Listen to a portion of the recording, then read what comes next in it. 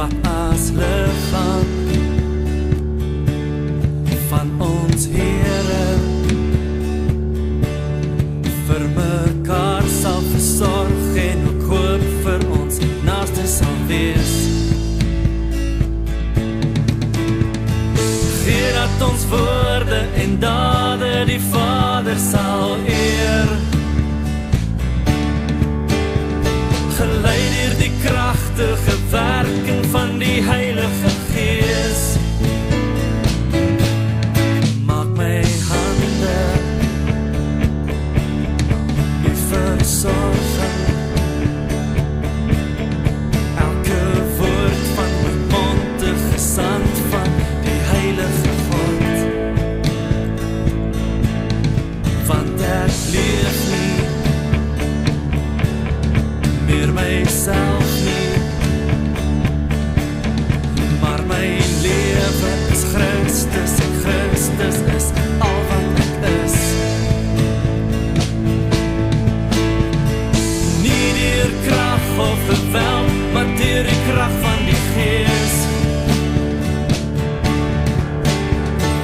U maak die lewe 'n vreugde om 'n Christen te wees. 'n oase van Jesus liefde,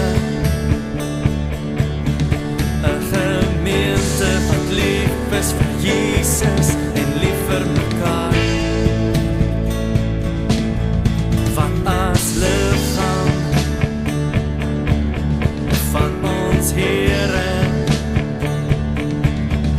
vir mekaar sal versorg en ook hoop vir ons naaste sal wees. Gee dat ons woorde en dade die Vader sal eer, gelei deur die kragtige werking van die Heilige Gees.